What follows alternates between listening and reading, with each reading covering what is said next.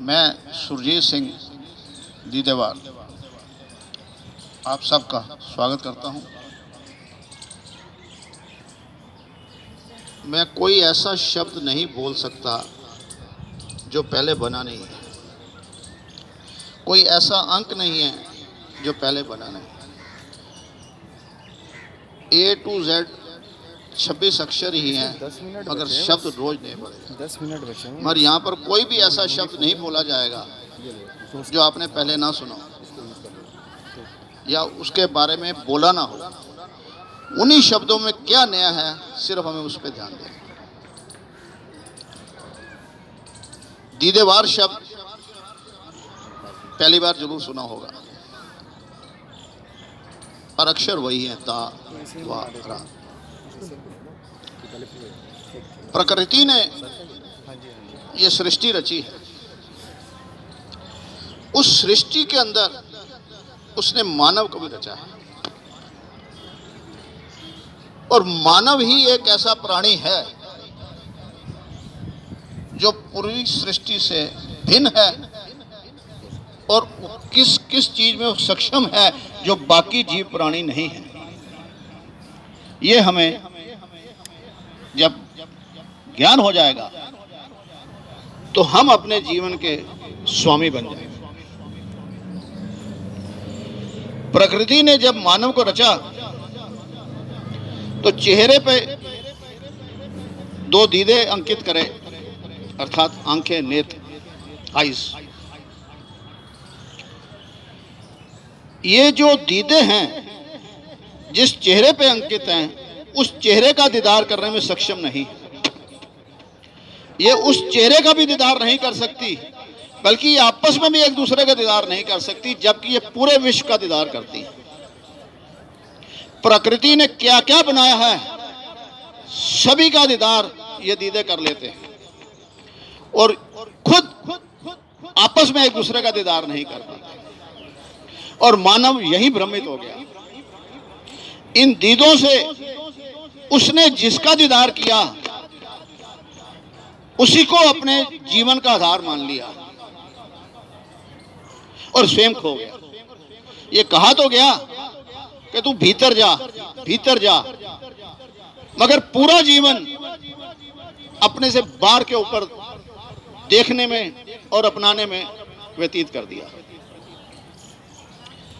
और जो भीतर जा सके, कैसे जाना है, वही दीदेवार है। और उसका बहुत साधारण और सिंपल रास्ता है। हम अपने आप को मानव कहते हैं। कभी हमने पूछा है अपने आप से कि हमने मानव क्यों कहते हैं अपने आप को? क्योंकि एक मानव ही है पूरी सृष्टि के अंदर जो अपने मन का विकास कर सकता है। और मन का विकास उसका कैसे हुआ? जहां जहां परिवेश में उसका आगमन हुआ और जो जो वातावरण से उसे मिला, उसी से उसका मन बनता रहा, और मन का वो गुलाम हो गया, और खुद अपने अनुसार मन को चलाने के स्थान पर मन के इशारे पे चलना शुरू हो गया। वो स्वयं ही स्वयं का गुलाम हो गया, स्वामी नहीं। ये तो कहा गया है कि मन पे कंट्रोल कर, मन चंचल है, मन बच्चा है। मगर कैसे कहना है? ये इंफॉर्मेशन तो दी जा रही है, पर विधि नहीं बताई जा रही। जिस प्रकार ज्ञान जो है किसी ना किसी व्यक्ति का सर्वप्रथम उसका अनुभव हुआ होगा। उसने अपने अनुभव को जब दूसरे को बताया, हमने उसे वेद, शास्त्र, ग्रंथ कोई भी नाम दे दिया, पर दूसरे के लिए वो ज्ञान हो गया। मगर वो ज्ञान सिर्फ इंफॉर्मेशन तक ही रहा, जीवन में क्यों नहीं उतरा? हमने कभी अपने आप से ये प्रश्न किया है? नहीं। मगर एक प्रश्न और है कि जब भी किसी ज्ञान को विधि द्वारा दिया जाता है वही विद्या बनती है। और जहां विद्या दी जाती है उसे विद्यालय कहते हैं। और जो विधि के अर्थ समझने के लिए वहां जाता है हम उसे विद्यार्थी कहते हैं। खुद कह रहे हैं, शब्द भी अपने आप बनाए हैं, पर उनकी कड़ी बात हमने समझा नहीं। और जो इस विधि को देता है हमने उसे अध्यापक कहा। शब्द अपने आप में क्या कह रहा है हमने कभी इस पे ध्यान नहीं दिया। अर्थात जिसने वो जो दे रहा है स्वयं अपने जीवन पर विधि द्वारा ग्रहण करा और अध्ययन करा और वो फिर उसका अपना हो गया। और उस अध्यापक को ना तो वो स्कूल चाहिए, ना वो टीचर चाहिए, ना वो बुक चाहिए जहां से उसने लिया था। उसने उसी विधि द्वारा दिया, पर वो अध्यापक वही हुआ जिसने जीवन में उतारा है। हमें इंफॉर्मेशन तो संसार तक मिल रही, पर अध्यापक कोई नहीं मिला, क्योंकि किसी ने जीवन पे नहीं उतारा।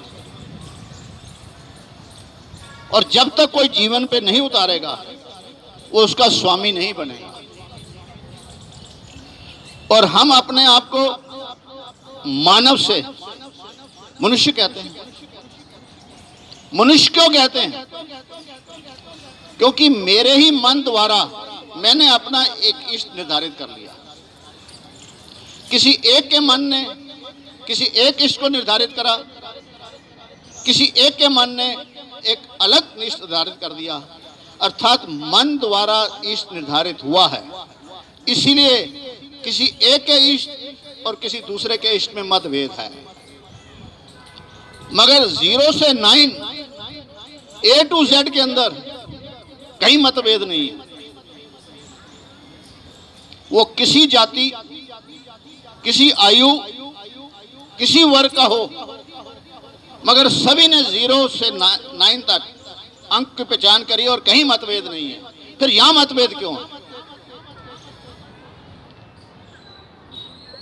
तो अब हम इसके ध्यान सुनेंगे, क्योंकि उसको व्यक्त जो किया गया है वो हम अपने आप को व्यक्ति कहते हैं कि उसको व्यक्त करने वाला व्यक्ति है।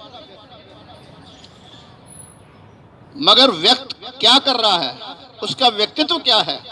अगर उसके व्यक्तित्व में वो तत्व नहीं है तो मतभेद है।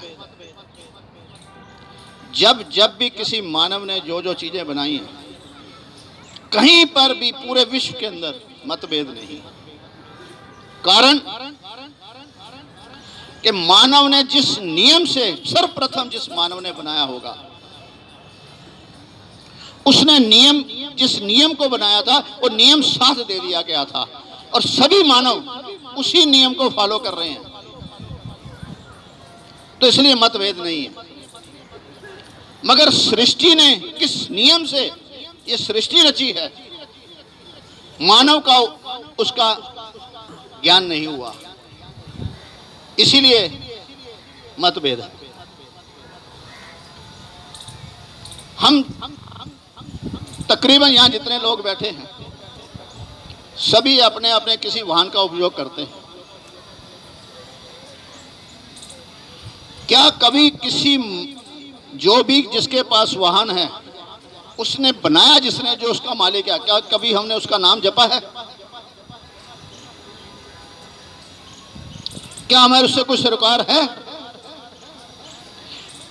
फिर उसको सिखाने वाला जिसने हमें वो वाहन चलाना सिखाया, क्या हम उसे साथ लेके घूम रहे हैं?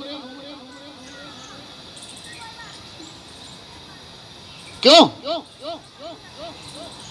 क्योंकि जिस नियम द्वारा बनाई गई वो गाड़ी थी, उस नियम की बुकलेट उस गाड़ी के अंदर थी और जिसने हमें सिखाई उसने उस नियम को हमें बता दिया और हमने उसे नियम को फॉलो कर लिया और हम गाड़ी बड़ी सुविधा से चला लेते हैं।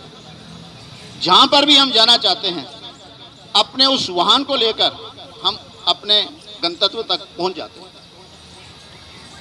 मगर जीवन के हम चालक नहीं बन पाए, क्योंकि हमें बनाने वाले के नियम का क्या ज्ञान है वो हमें मालूम नहीं हो सका।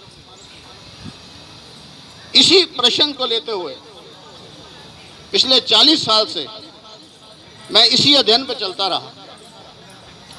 तकरीबन जितने भी ग्रंथ धार्मिक या